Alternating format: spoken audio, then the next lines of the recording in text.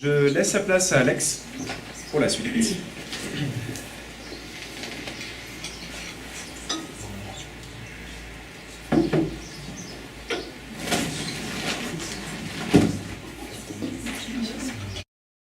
Parlons un peu de stress.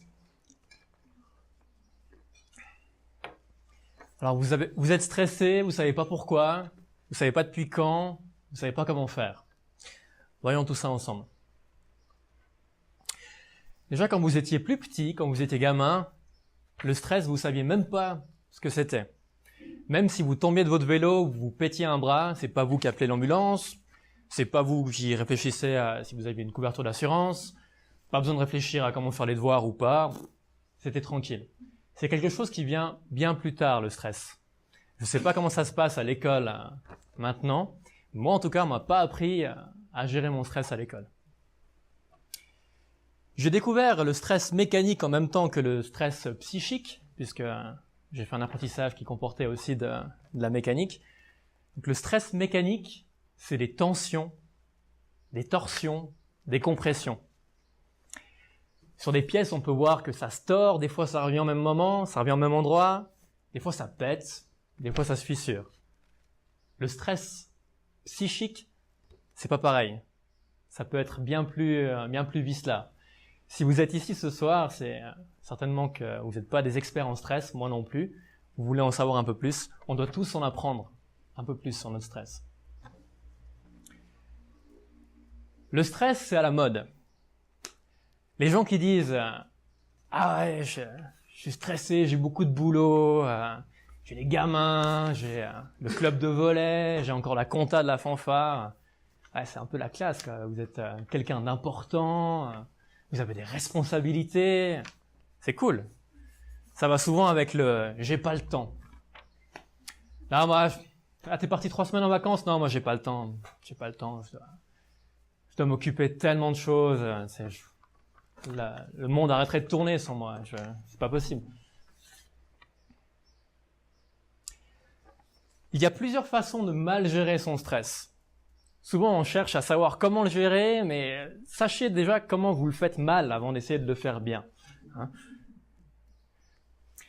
Si on représente le stress par ces containers, vous pouvez mal le gérer, votre stress, ou bien le gérer. Mais il est quand même là. Après, il faut aussi l'évacuer. Il faut bien faire attention à ça. Il n'y a pas que gérer le stress, il y a aussi l'évacuation. Vous pouvez l'évacuer de manière super méthodique, super bien, tous les jours, toutes les heures, ou faire n'importe quoi.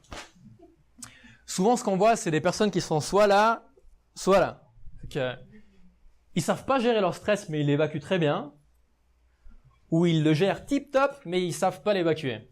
De ce côté-là, on a souvent les gens qui font des burn-out, parce que y a pas de problème, y a pas de problème, y a pas de problème, y a pas de problème. Il y a plus de place, puis ils coulent. C'est un peu la merde.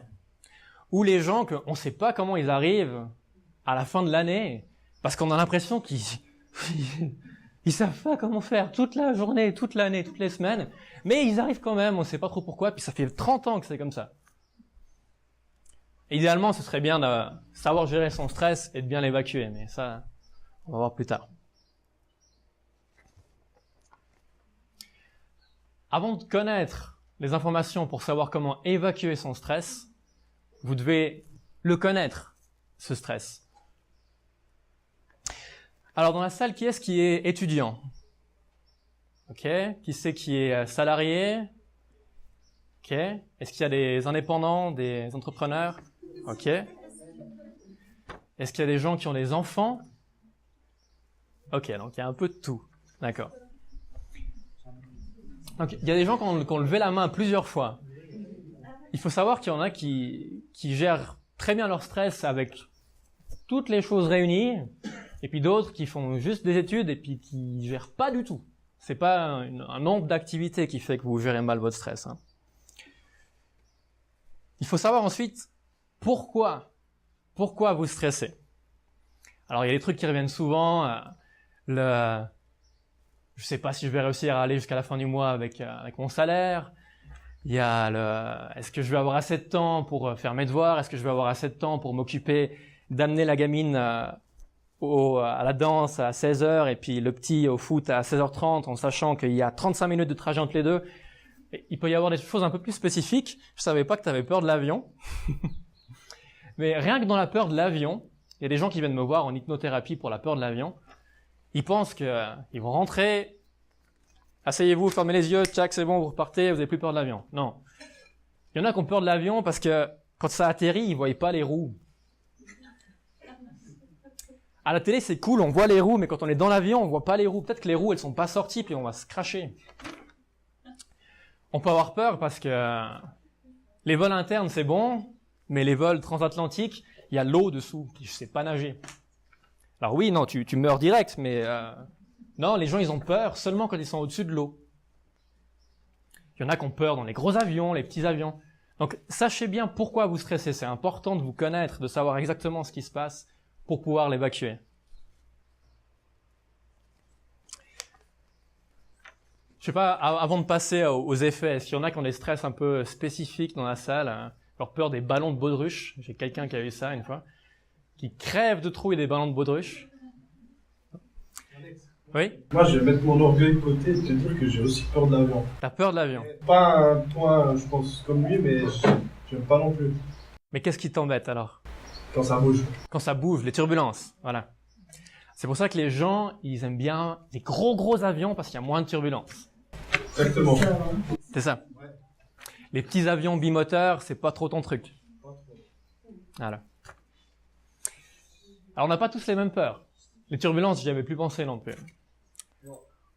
Oui? J'aime pas être assis à côté. Enfin, moi, l'avion, c'est pas le fait de l'avion qui me dérange. C'est le fait que c'est pas moi qui conduis l'avion.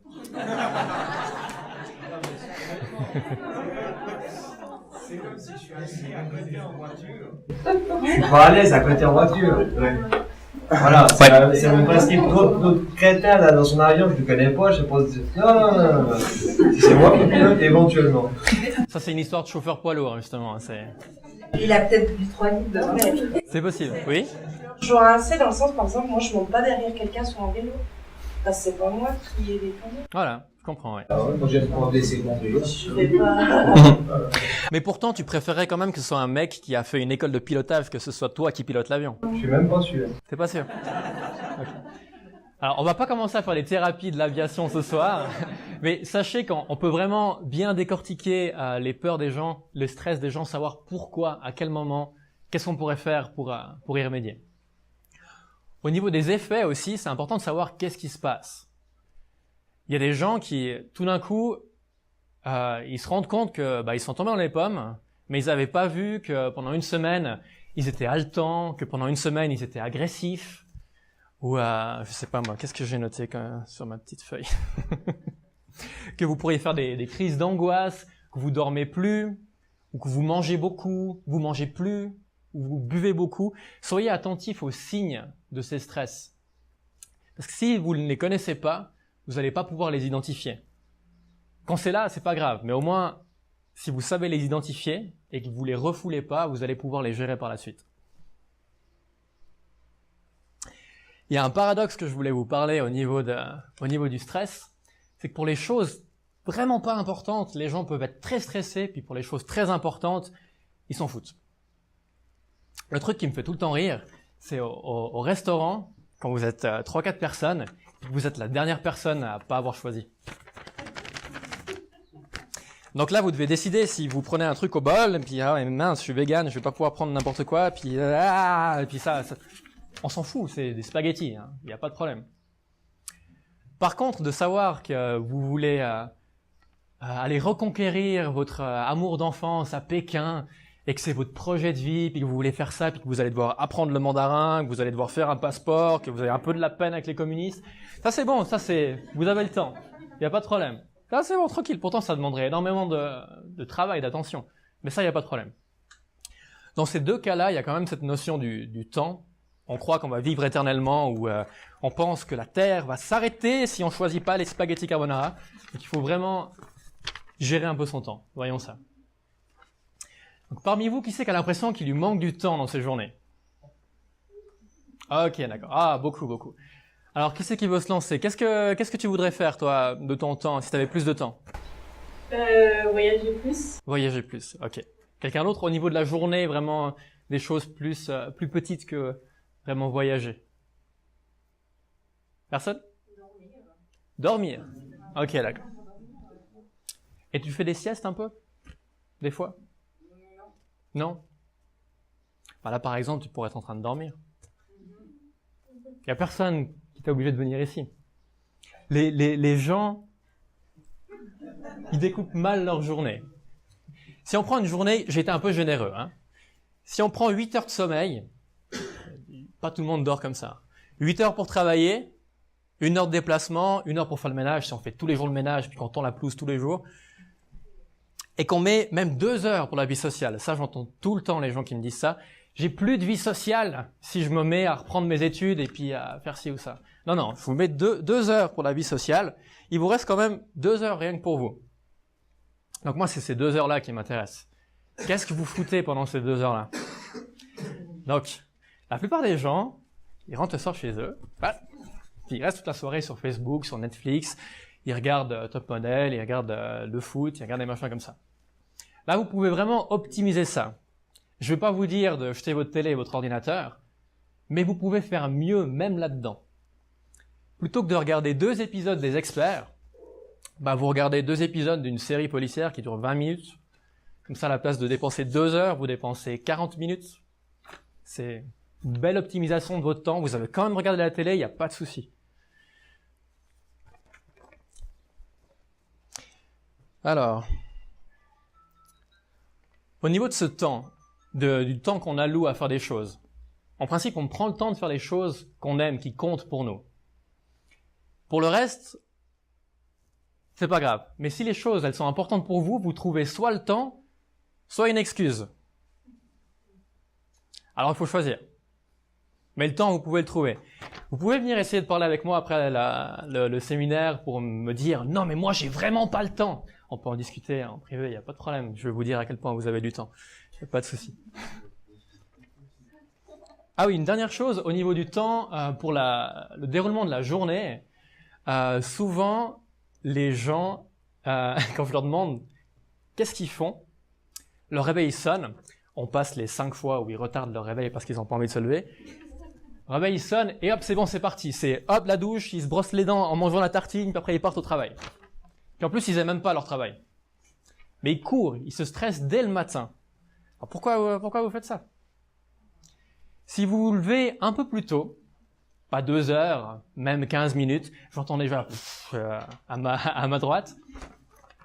Si vous vous levez même 5 minutes plus tôt et que vous prenez le temps de lire un chapitre du livre que vous aimez bien, ou de regarder les oiseaux parce que vous aimez bien les poules d'eau, ou je sais pas, vous vous levez pour vous.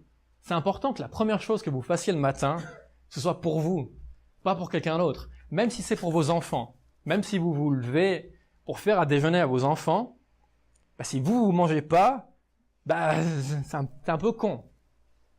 Levez-vous et faites quelque chose pour vous. Il y a des gens qui se lèvent à 1 demi-heure plus tôt le matin, comme ça, ils vont pouvoir regarder un épisode sur Netflix. Comme ça, ils se lèvent pour eux, pas pour leur boss qu'ils aiment pas et puis qu'ils trouvent chiant. Alors si vous n'aimez pas votre travail, surtout, levez-vous pour vous. C'est pas comme facile à dire. Pourquoi c'est facile à dire? Je dis ça parce que moi j'ai des horaires totalement irréguliers où je change toujours les fuseaux d'horaire, donc je peux me lever à 3h du matin, comme à 4h, comme à 5h. Et je dors peu. Je vais jamais rarement me coucher. Donc les 8 heures de sommeil, je pense que je ne connais pas. Voilà, donc il faut quand même dormir pour être en forme. Ouais. Et puis comme toutes les demi-heures je me réveille, toutes les heures, bien souvent, donc j'ai une nuit de sommeil, je ne vais pas encore mettre le réveil 1 demi-heure, ou même 5 minutes plus vite, 1 minute par temps. Alors ça c'est un problème de sommeil plus qu'un problème de temps, mais même comme ça, en se réveillant à 3h, 4h ou 5h, on peut se réveiller à 2h55, 3h55 et 4h55. C'est quand même possible. Et avec ces 5 minutes qu'on prend pour nous le matin, ça nous permet d'être plus détendus le soir et puis de peut-être réussir à faire une nuit complète sans dormir 30 minutes. Mais pour ça, il faut essayer. Sans avoir essayé, on peut pas venir me dire que ça marche pas. Pour évacuer son stress, Alors, je vais boire un petit peu d'eau.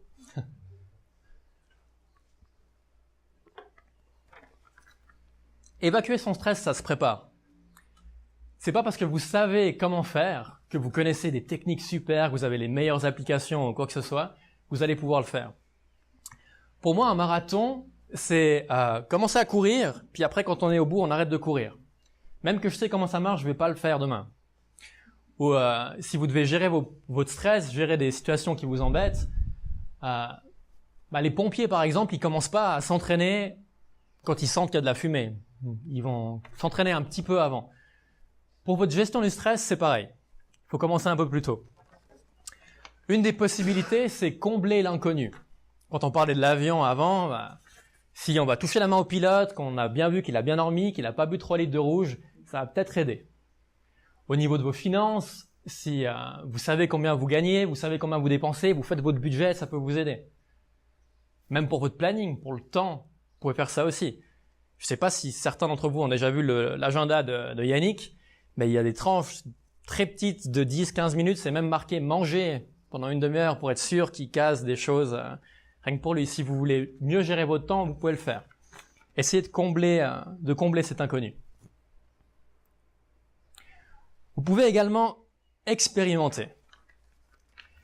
Il y a des gens qui sont entrepreneurs, qui font des études et qui veulent avoir des gamins, mais qui se demandent s'ils vont réussir. Alors je leur dis, levez-vous toutes les nuits, chaque 45 minutes, vous dites coucou à monsieur, et vous allez donner de la pâtée à votre chat. Si vous êtes capable, chaque 45 minutes de vous lever puis de donner de la pâtée à votre chat, dans 2 mois, si votre chat il est obèse, c'est que vous savez gérer ça et puis que vous allez pouvoir avoir un gamin. Si votre chat il a pas changé de taille, c'est que il faudra peut-être abandonner les études, remettre à plus tard le gamin ou comme ça. Expérimentez.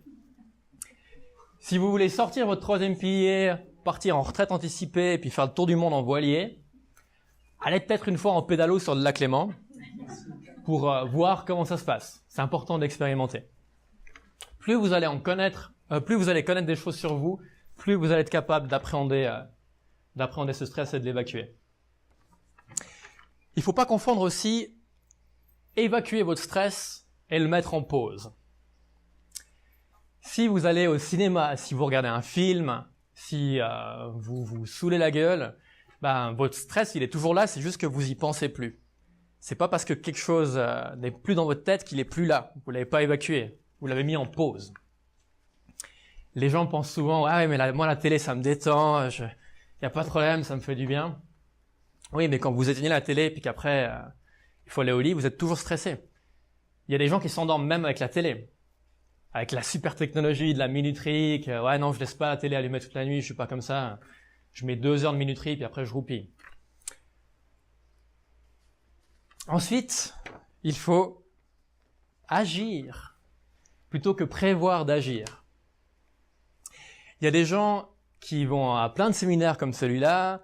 Il y a des gens qui ont des tapis de yoga chez eux, des haltères, ou des super baskets de course, un vélo avec un beau porte-gourde, tout ce qu'il faut. Il est beau dans le garage. Puis vous avez pu faire une photo, mettre sur Facebook, puis après, vous n'avez pas employé, quoi. Ou vous employez jamais. Donc, prévoir, ça sert pas à grand chose. Faut vraiment agir, mettre en place des habitudes, comme il expliquait Yannick avant. Un truc que j'aime bien, c'est les gens, comme on arrive l'été, ils veulent avoir des abdos, alors ils regardent plein de vidéos YouTube pour avoir des abdos. Parce qu'en regardant la vidéo, ça va faire des abdos. Faut faire les abdos.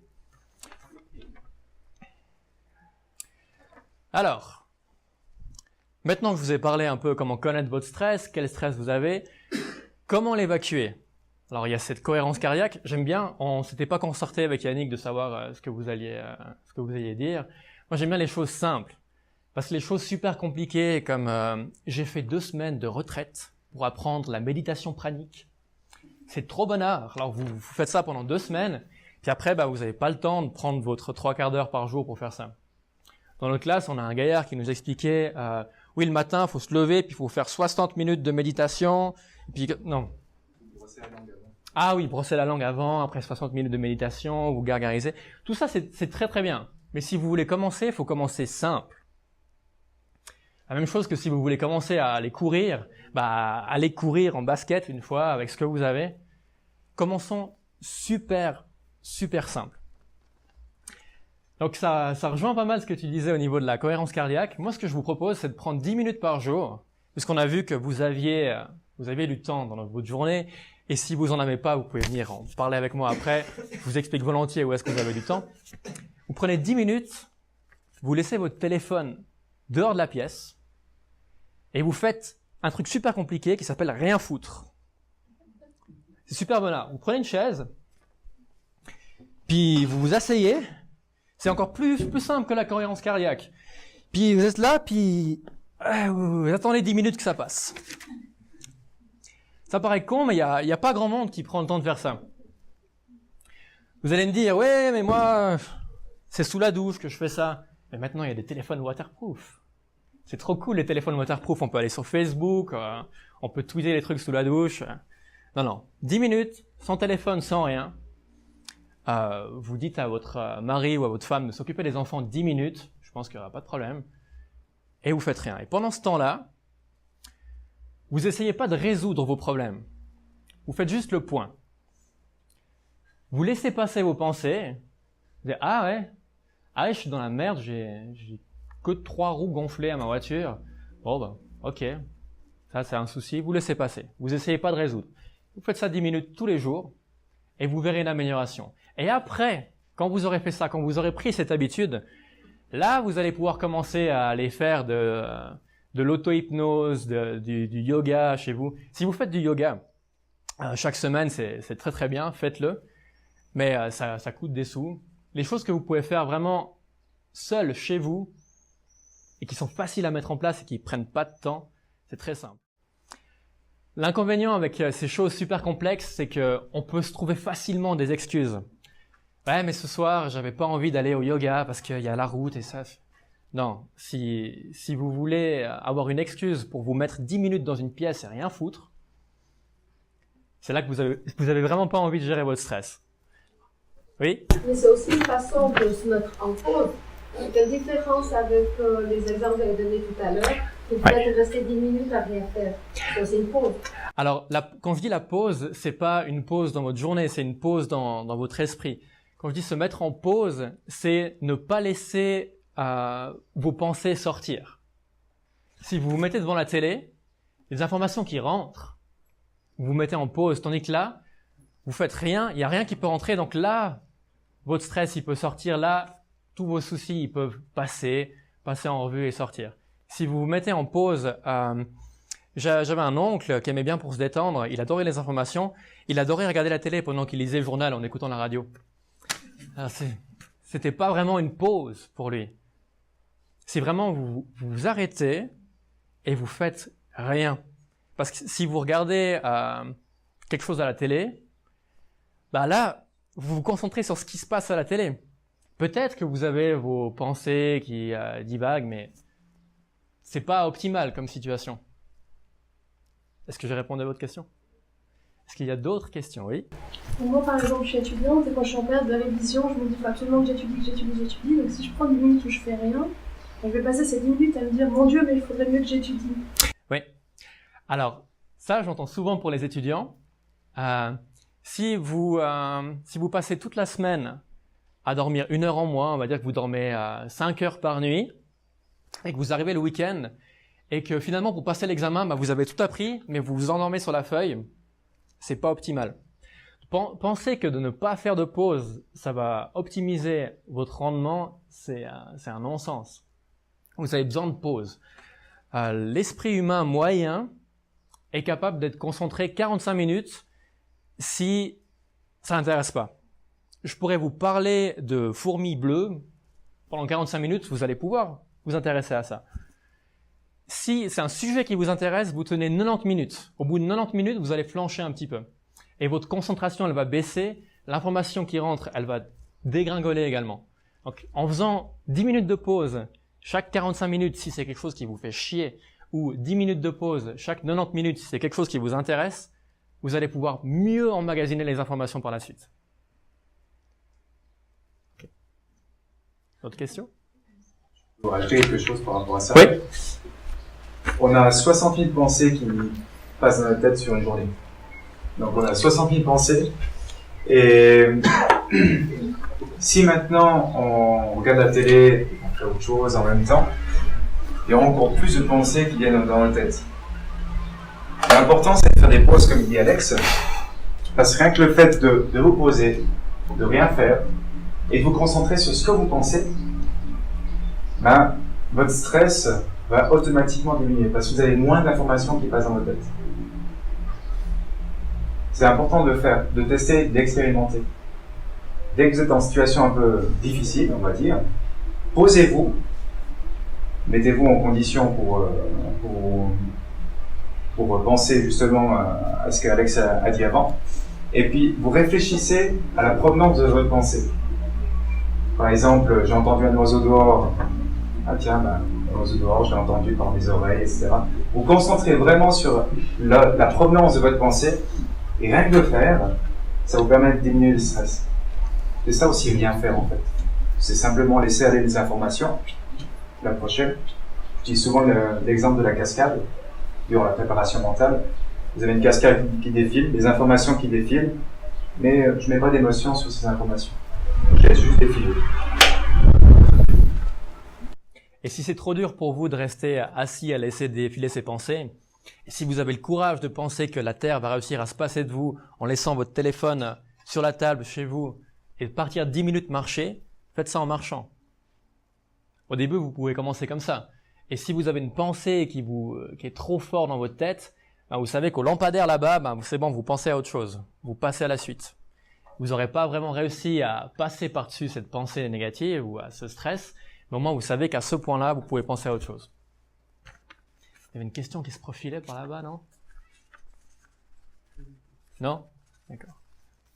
Une autre question? Alors, merci de votre attention.